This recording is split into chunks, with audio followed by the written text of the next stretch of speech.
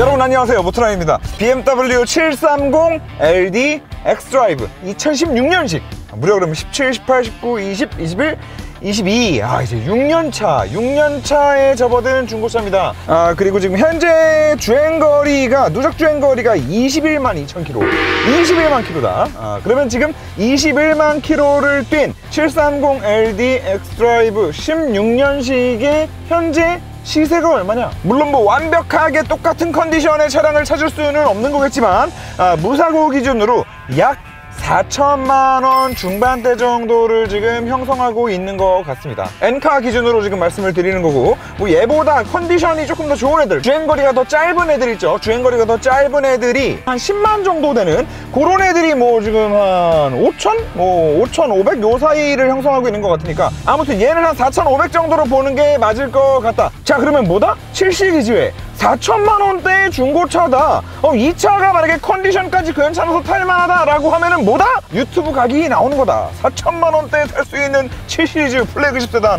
여러분 4천만원으로 왜 제네시스 사세요? 7시리즈 중고를 사야지. 이거 다 유튜브 가격이 나오는 차량이라고 할 수 있겠다. 자, 차량의 스펙부터 좀 간단하게 설명을 드려보자면, 여러분들이 많이 알고 계시는 직렬 6기통 실키6 디젤 엔진이에요. 그리고 지금 여기 들어가 있는 직렬 6기통 디젤 엔진 같은 경우에 유독 우리나라에서는 굉장히 많은, 그 매스컴에서부터 정말 많은 사랑을 받은 그런 엔진이라고 할 수 있습니다. 뭘로 이렇게 사랑을 받았냐? 엔진이 이렇게 불이 났거든. 그래서 그 불나는 자동차, 한때 진짜 도로에서 시도 때도 없이 차가 불이 나가지고 연일 매스컴을 뜨겁게 달궜던 상당히 유명한 엔진이 들어가 있다라고 할 수 있을 것 같고, 자, 그런데 지금 뭐 불자동차 얘기를 했으니까 그때 그래서 불났던 이슈 어떻게 됐냐 라고 하면, 이건 제 판단입니다. 저의 판단에는 아직도 100% 해결은 안 된 것 같다. 왜냐면 이것들이 똑같은 데를 자꾸 리콜을 해요. 자꾸. 그때 왜 많은 분들이, 그때 한번 이렇게 뭐 이슈가 있고 나서 BMW가 대국민 사과하고 리콜 발표를 하고, 그래서 그때 뭐 BMW 서비스센터 직원분들이 3교대로 막 밤을 새가면서 전국에 있는 이 엔진이 들어간 차량들의 막 EGR을 교체를 하고 흡기 청소를 하고, 그래서 그런 기억들까지만 남아 있으신 분들이 많을 텐데, 이게 재밌는 게 그 뒤로도 한번 리콜을 한 부품을 또 리콜을 하니까 또 들어와, 다른 걸로 또 바꾸고 해서 한 3번 정도 지금 리콜을 때렸거든요. 그러니까 같은 부품을 자꾸 리콜을 때리는 거지. 제가 봤을 때는 아직도 현재 진행형인 것 같다. 당시에 너무 막 길바닥에서 자꾸 불나고 뭐 사람 죽어요, 막 차들은 주차장 못 들어가게 하지, 브랜드 이미지 완전 막 똥될 것 같지 하니까 일단 당장 급한 대로 당장 눈에 보이는 것부터 이거 일단 개선하자 라고 해서 개선품 나왔다고 사람들 좀 이제 안정시키고, 그러고 나서 이제 꼼꼼히 보다 보니까 저것도 좀 문제인 것 같고 이것도 좀 문제인 것 같고, 이런 식으로 지금 문제점들이 지금 계속 튀어나오면서 그거를 좀 잡고 있는 과정이 아닌가 아직도. 하지만 우리가 한번 냉정하게 생각을 해보자고요. 냉정하게. 그래서 그 리콜 하는데 뭐 돈 들어? 우리가? 아니거든. BMW 돈 드는 거잖아. 뭐 리콜 해준다 그래가지고 수리비 우리가 내? 아니잖아. 그리고 그렇다라고 해서 예전처럼 막 지금 막 계속 불나? 아니잖아. 이게 우리가 주가를 보더라도 그렇잖아요. 푸틴이 일단 막 미쳐가지고 쳐들어가. 그러면은 막 전쟁 날 것 같고 뭐하고 하니까 전 세계 주식시장이 막 개박살이 나죠. 개박살이 나다가 언제 반등해? 전쟁이 끝났어 지금? 전쟁이 끝나서 반등하는 거야? 아니야. 왜 반등해? 딱 보니까 미국도 개입을 안 하고 자꾸 애들이 발을 빼. 그냥 푸틴 혼자 저러고 있어. 물론 우크라이나 너무 마음이 아프지만 3차 대전까지는 안 갈 것 같다는 거지. 그러면 뭐야? 특정 러시아랑 교역을 하는 그 특정 몇 산업군을 빼놓고는 이 뭐 진짜 전쟁으로 3차 세계대전으로 번져서 문제될 거는 아닌 것 같으니까 굉장히 냉정하게 시장이 반응한다는 거죠. 바로 가격이 반등해버리잖아. 그거랑 좀 비슷한 맥락에서 얘가 왜 불자동차야, 아직도 리콜이 해결이 안 된 것 같아. 근데 우리 입장에선 뭐야, 앞으로 4번을 리콜하건 5번을 리콜하건 어차피 우리 돈 드는 거 아니야. 불만 안 나면 돼. 근데 그냥 거기서 끝나는 게 아니라 우리한테는 뭐가 와? 얘가 지금 21만 킬로를 탄 차인데, 그리고 디젤 차인데, 아무리 7시리즈라고는 하지만 21만 킬로 탄 디젤 차가 이렇게 부드러워도 되나 싶어요 지금. 물론 기본적으로 BMW에서 만드는 이 직렬 6기통 디젤 엔진의 상품성이 좋은 거는 알아요. 저도 알긴 알아요. 뭐 완전 최신의 벤츠에서 요즘 나오는 직렬 6기통 디젤 엔진을 따라갈 수는 없을지 몰라도 이때 당시에는 얘가 그냥 원탑이었어요. 6기통 디젤 엔진 중에서는 얘가 원탑이었단 말이야. 그래서 물론 기본적으로 부드러운 엔진인 거는 맞기는 한데 디젤 치고, 이거는 지금 어떻게 도대체가 이게 21만 킬로를 탄 디젤 차인가 싶을 정도로 지금 아이들링 시의 진동도 그냥 GV80 6기통 디젤 신차 디젤 엔진에서 들어오는 진동 수준? 그래서 한마디로 지금 21만 킬로를 탄 디젤 엔진이 굉장히 부드러운 회전 질감과 괜찮은 정속성을 보여준다라는 건데, 제가 봤을 때는 이게 기본적으로 잘 만들어진 엔진이기도 하지만, 그리고 7시리즈이기도 하지만, 얘 지금 정비 내역을 보면 이 흡기 다기관이랑 EGR 이쪽만 벌써 지금 3번을 다 뜯어가지고 새 걸로 바꿔놨단 말이에요. 그리고 그렇게 해서 뜯어서 바꾸면 얘네가 지금 BMW에서 그것만 바꾸고 끝내는 게 아니야. 그 안에 열면 안에 슬러지부터 시작해가지고 다 청소한단 말이야. 지들도 100% 어디서 어떻게 불이 나는 건지 완벽한 100%가 지금 아닌데, 그리고 한번 들어왔다가 나간 차가 또 불났다고 매스컴 타면은 그것만큼 치명적인 게 없는데 얼마나 지금 신경 써가지고 정비를 하겠냐고. 근데 그 짓을 얘는 지금 3번 했어요. 3번. 아마 요 엔진이 들어간 다른 뭐 5시리즈나 뭐 다른 차들도 다 비슷한 상황일 거라고 보는데, 이게 만약에 지금 4기통이었다라고 하면은 얘기가 좀 달라질 수 있거든요. BM 4기통 디젤 엔진 자체가 원래 애초에 별로 매력이 없기 때문에, 애초에 뭐 별 대단할 게 없는 엔진이기 때문에 그런 엔진은 뭐 괜히 뭐 청소를 했다 치더라도 이거 뭐 불나는 엔진이라는 그게 좀 강하게 좀 박혀 있을지 모르겠는데, 얘는 계속 말씀드리지만 BM이 워낙에 오랫동안 잘해오던 실키6에다가 이게 도대체가 불행인 건지 다행인 건지 리콜 계속 때려가지고 엔진 컨디션이, 이 엔진 특유의 그 토크감도 너무 잘 살아있고, 그냥 한 2000rpm 정도에서 쭉 걸고 이렇게 밀면서 가속하는 맛이 되게 좋아요. 그리고 이게 운전할 때 정말 되게 편한 포인트거든. 악셀을 그냥 발을 살짝만 툭 갖다 대고 있어도 딱히 변속할 거 없이, 워낙 ZF 8단 들어가 있기 때문에 변속도 빠르기는 하지만, 아무튼 그래서 이 가격 대비 파워트레인, 그리고 엔진의 성능, 엔진의 컨디션, 이런 것들만 봤을 때는 사실은 이 불자동차 이슈 때문에 오히려 좀 중고차임에도 컨디션들이 다들 지금 좀 이렇게 올라와 있는 그런 차량이 아닌가라는 생각이 일단 첫 번째로 들고요. 다만 한 가지 좀 말씀드려야 될 부분은, 지금 이 차가 조금 특이한 케이스인 것 같은 게, 이 차가 그 5년 20만 킬로 보증 연장이 들어갔던 차인데요. 그래서 바로 얼마 전인 19만 킬로대에 5만 엔진 마운트랑 뭐 마운트는 다 갈았어. 보증으로 고무 들어가는 건 뭐 다 간 것 같아. 그래서 거기서부터 오는 또 이 엔진의 진동이나 이 변속기 뭐 변속될 때의 진동이나 이런 게 워낙에 지금 잘 억제되어 있는 모습을 보여주고 있는 걸 수도 있기는 하지만, 아주 그걸 뭐 참고해 주시고, 근데 뭐 지금 마운트는 어차피 얼마 안 하니까 아무튼 뭐 엔진 컨디션은 그렇다는 얘기고요. 그래서 중고로 알아보실 분들은 참고하시면 될 것 같고, 이 차의 스펙을 말씀드릴 때 이제 또 하나 에어 서스펜션입니다. 4바퀴 모두 에어스프링을 사용을 하고 불륜 조향이 들어가 있다거나 뭐 전자식 스테빌라이저가 들어가 있다거나 하지는 않습니다. 오로지 이 승차감은 이 에어스프링, 에어 서스펜션으로 지금 잡아주고 있는데, 요 G바디 7 시리즈의 초창기 요 녀석의 승차감을 좀 한마디로 얘기를 하자면, 이거는 뭐 이것도 아니고 저것도 아니고, 이게 뭐 현대인가? 이건 승차감이 고급진 것도 아니고 뭐 스포츠성이 좋은 것도 아니고 뭐 대단히 안정감이 있는 것도 아니고, 그냥 이도 아니고 저도 아니다 라는 말로밖에는 표현이 안 되는 뭐 그런 승차감을 가지고 있습니다. 그래서 사실 저한테는 이 차가 이 BMW가 처음으로 대단히 충격스럽게 실망스러웠던 차로 기억이 되는 차종이기도 한데, 얘가 처음 출시됐을 때 저기 분당 BMW 전시장 가서 시승차를 딱 처음 탈 때, 그때 엄청 기대를 하고 갔다가 나올 때 정말 너무너무 크게 실망을 하고 나왔던 그 기억이 아직도 참 생생해요. 그리고 그렇게 실망스러웠던 것 중 하나가 이제 승차감이었는데, 사실 요거 전까지만 하더라도 그 S보다 타봐도 사실 7이 되게 강세인, 뭐 저는 좀 그런 느낌이었거든요. 실제로 차를 타봐도 그렇고, 뭔가 BMW가 만든 플래그십은 이렇게 다르다. 어마어마한 최첨단 기술과 뭐 디자인과 성능과 승차감도 딱 BMW만의 그 진짜 쫀쫀한 느낌을 이 7에서도 우린 보여줄 수 있다라는 그 BMW의 그런 게 원래 저는 있었는데 머릿속에 이걸 타면서 이제 그게 다 산산조각이 난 거죠. 일단 뭐 디자인은 조금 이따 좀 더 얘기해 보는 걸로 하는데, 일단 승차감이 뭐 딱히 막 그래서 까봐 그러면은 딱히 뭘 찝어가지고 깔 건 없어. 딱히 뭘 깔 건 없는데, 그냥 뭐 방지턱을 넘는 느낌도 그냥 뭐 그래 뭐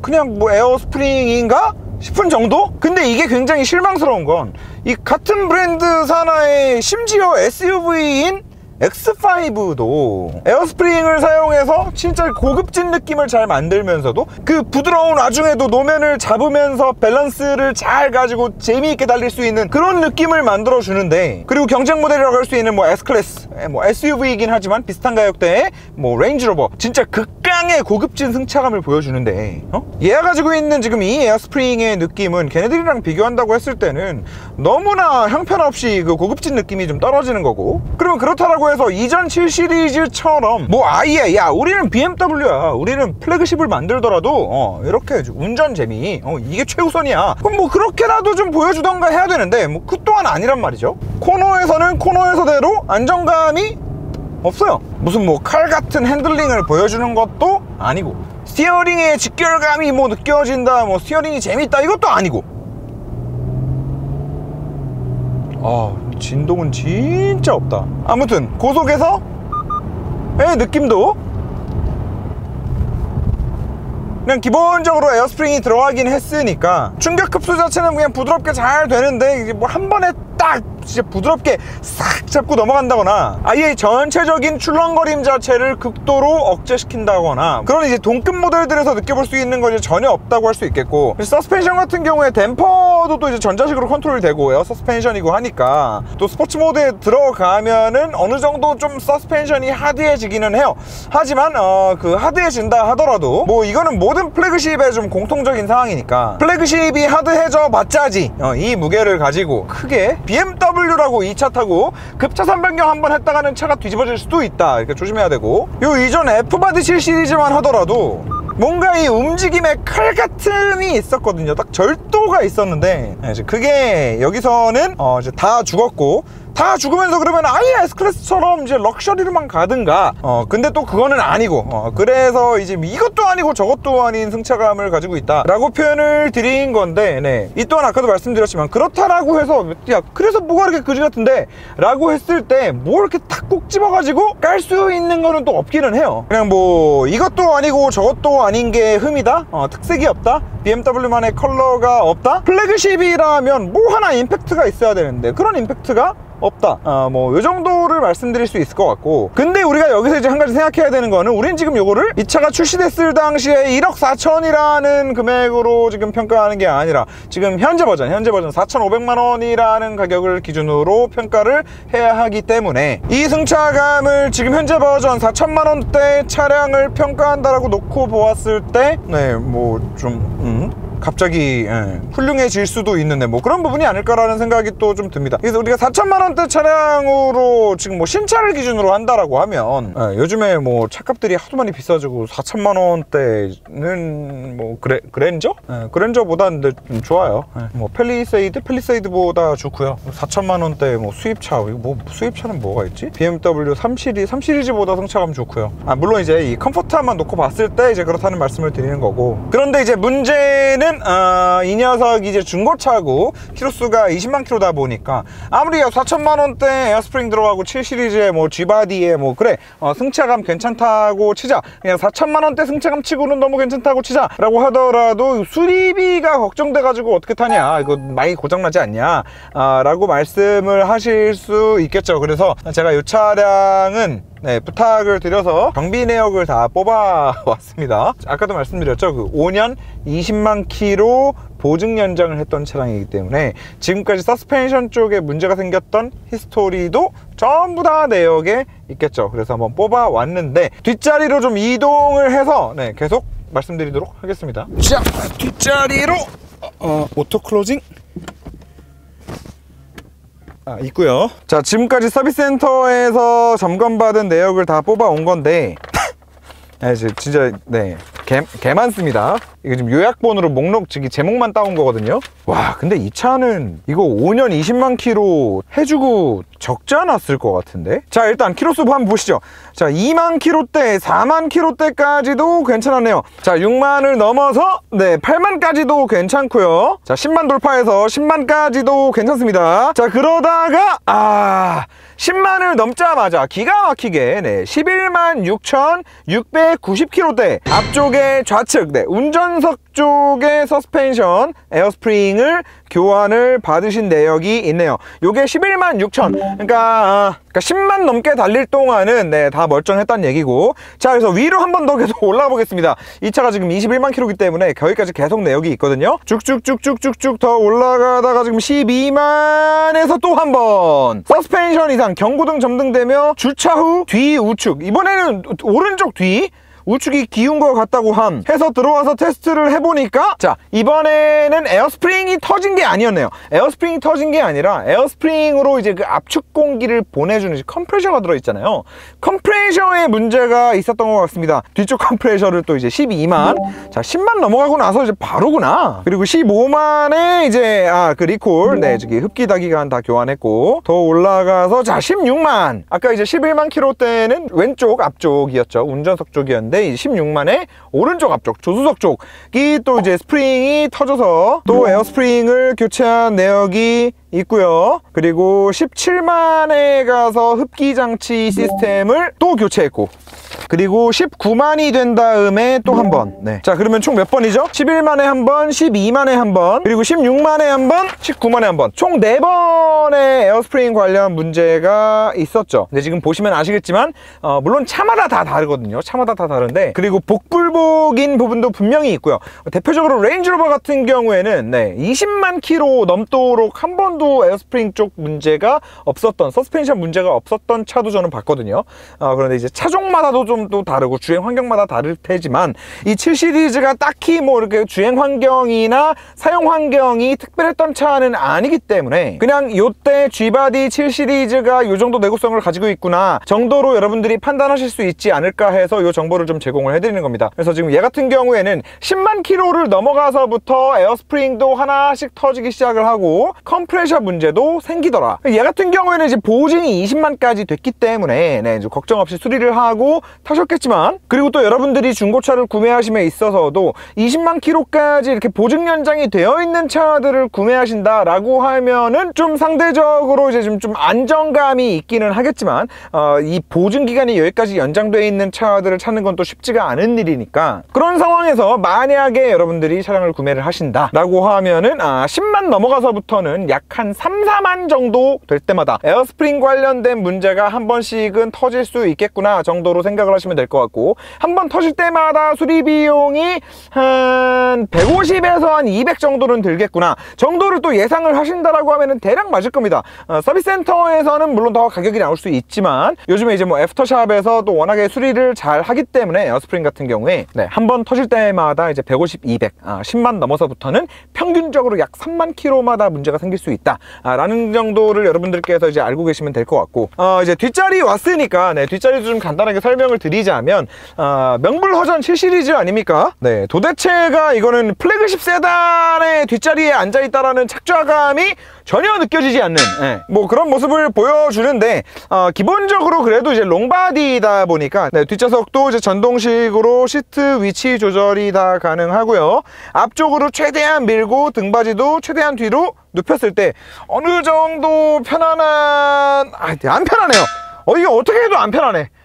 좀 뭐라고 좋게 얘기해주고 싶었는데, 이거는 뭐 앞 뒤로 눕히고 뭐건 하나도 안 편하고, 그나마 그냥 이렇게 허리 그냥 꼿꼿하게 세우고 이렇게 정자세로 있는 게 그나마 편한 차량이다 라고 말씀드릴 수 있을 것 같습니다. 그리고 여기 뭐 디스플레이 여기 뭐 이렇게 달려 있기는 하지만 일단 지금 터치가 안 되기 때문에 장난치는 것도 아니고, 이건 뭐 있으나마나 디스플레이가 여기 달려 있고, 그리고 요게 참 이제 센세이션 했었는데 전원 버튼을 누르면 이 전원 버튼은 뭐 대단히 엄청 최첨단 기술로 연결되어 있을 거라고 생각하시면 안 되고, 요거는 그냥 네, 여기 보시면 보이시나요?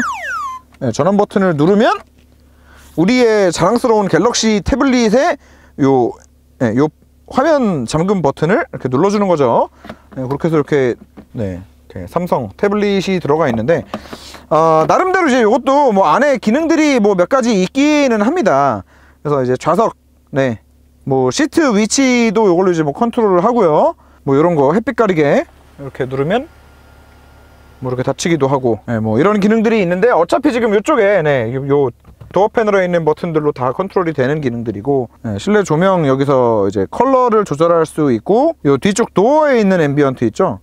네, 요거 이렇게 하면은 밝기가 싹 밝아졌다가 어두워졌다가 뭐 요거 이렇게 조절을 하는 건데, 참 이제 요 조명도 차 탔을 때 처음에 좀 실망했던 포인트 중 하나죠. 이걸 이렇게까지 크게 임팩트를 줘놓고, 이 부피가 되게 크잖아요 지금 도어에서. 그리고 뭔가 좀 되게 일반적으로 우리가 봤던 네, 그런 레이아웃은 아니다 보니까 여기 좀 임팩트가 있는데, 그런 거 치고는 사실 너무 뭘 하는 기능도 없고, 이제 밝기도 약하고, 그러다 보니까, 그렇다고 여기서 이제 앰비언트 컬러랑 연동해가지고 무슨 색깔이 바뀌는 것도 아니고, 뭐 그러다 보니까 네, 양쪽에 이렇게 달려 있는데, 요것도 참 네, 7 시리즈 처음 탔을 때 실망이었던 부분 중 하나였고, 그렇다고 얘가 지금 뭐 전체적인 앰비언트 라이트가 이쁜 것도 아니고, 그러니까 결국에는 여기서 요걸 이렇게 터치패드로 이렇게 쓰는 거죠. 이렇게 하면 요 앞에 화면이 이렇게 움직이고 있는 건데, 와 진짜 이거는 골 때린다 진짜. 아니 이게 얘네 그러니까 이때 7 시리즈는 이건 망했어도 싸요. 이건 망해도 싼 차다. 그래서 그 당시에 뭐 출시하자마자 망해가지고 막 출시하자마자 2,000 할인, 3,000 할인 뭐 그래가지고 팔았던 그런 기억이 있는데, 자 하지만 어쨌든 간에 롱바디이기 때문에 네, 뒷자리 공간은 상당히 넓습니다. 상당히 넓고, 제가 지금 네, 앞에 이렇게 발이 지금 엄청나게 많이 남는데, 앞좌석 공간 보이시죠? 네, 뭐 롱바디는 롱바디다. 그렇기 때문에 뒷자리 공간이 넓기는 하다. 그리고 뭐 트렁크도 그냥 뭐 BMW 치고는 넓다 정도 수준을 보여주는 것 같고, 그리고 뭐 트렁크 같은 경우에는 뭐 네, 아시다시피 많은 분들이 골프백 2개가 정말 타이트하게 들어가잖아요. 아무튼 뭐 그런 차량이다. 아무튼 뭐 뒷자리에서 말씀드릴 수 있는 거는 그지 같은 착좌감과 그지 같은 인포테인먼트 요 디스플레이, 뭐 이 정도 말씀드릴 수 있을 것 같고, 다시 앞으로 좀 넘어가 보도록 하겠습니다. 자, 주행보조 장치 설명도 좀 드려보겠습니다. 주행보조 장치 관련해서는 참 이게 비운의 차가 아닌가라는 생각이 또 이제 좀 드는데, 이게 여러분 생각해 보시면 어느 순간 모든 제조사들이 주행보조 장치 성능이 갑자기 확 좋아졌을 때가 있어요. 현대기아 제네시스도 마찬가지고요, BM 벤츠도 마찬가지인데, 약간 느낌상 테슬라가 비용신들 이렇게 하면 되는데 빡 보여주자마자 야 우리도 해 그냥 이게 그냥 탑재해, 약간 요랬던 시기가 있는 것 같아요. 근데 얘는 딱 그 전에 이제 걸쳐진 차가 아닌가 라는 생각이 들고, 근데 뭐 기본적으로 앞차와의 거리 유지는 너무 깔끔하게 잘 하거든요. 그리고 이렇게 끝까지 가서 딱 멈출 때 이 브레이킹을 얼마나 부드럽게 하냐, 그리고 다시 출발할 때 뭐 이런 좀 기본기와 관련된 것들은 굉장히 좀 네, 충실하다, 괜찮다라고 말씀드릴 수 있을지 몰라도, 일단 그 주행보조 장치가 잘 작동하려면 차선을 일단은 읽어야 될 거 아니에요. 근데 차선을 잘 못 읽어요 얘가. 네. 눈이 안 좋은, 그러니까 굳이 따지면 눈이 안 좋은 거지. 얘는 그러니까 머리가 나쁘다 보다도 눈이 안 좋은 거지. 머리가 좋으면 뭐해? 그 머리 좋고 눈 나쁜 애들 안경 벗겨놔봐. 그걸 뭐 어떻게 읽을 거야? 그러면 머리 좋은 게 무슨 소용이 있는데? 지금도 이게 무슨 상황이라고 차선을 놓쳐? 지금 양쪽에 이제 또 다시 잡았죠. 이게 지금 뭐 이렇게 천천히 가면서만 보여드리고 있는데, 고속도로 올라가서도 마찬가지예요. 그리고 차선을 읽는다 하더라도 이제 최신에 나오는, 이거 뭐 또 놓쳤어. 이거 왜 놓치는 건데 갑자기? 왜 이거는 지금 뭐 여긴 역광도 아니고, 이거는 왜 이러는 거지? 아무튼 이런 식으로 차선을 좀 계속 놓치고 차선을 잡는다 하더라도 최신의 BMW로 따지면 이제 드라이빙 어시스턴트 프로페셔널 버전이 요즘엔 다 들어가잖아요. 걔네처럼 이렇게 센터를 깔끔하게 잘 유지하고 가지는 못해요. 이거 봐. 그러니까 이 정도면은 에이씨 안 써, 그냥 내가 하고 말지 정도 수준이에요. 그래서 요거는 잘 안 쓰게 될 것 같고, 다만 이제 앞차와 거리를 유지해주는 능력 자체는 그냥 뭐 나무랄 게 없는 성능을 보여주고 있기 때문에 그 부분은 잘 사용할 수 있을 것 같고요. 자, 그래서 결론적으로 이제 주행보조 장치 같은 경우에는 그냥 앞차와 거리 유지만 가능하다 라고 그냥 딱 애초에 못을 박아 놓으시는 게 그래도 좀 쓸 수 있지 않을까라는 여지는 주지 않으시는 게 좋을 것 같다, 기대하지 말자 라는 말씀을 드리는 거고. 자, 그래서 좀 정리를 해보면요, 4천만원대 7시리즈 근데 뭐 파워트레인 성능이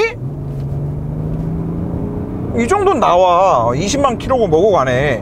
그리고 디젤인데 20만 킬로 탔는데 아직도 이렇게 조용해, 부드러워. 그리고 이런 토크감을 느끼면서도 디젤이다 보니까 뭐 환경을 생각하면 좀 그렇긴 하지만 어쨌든 연비도 괜찮아.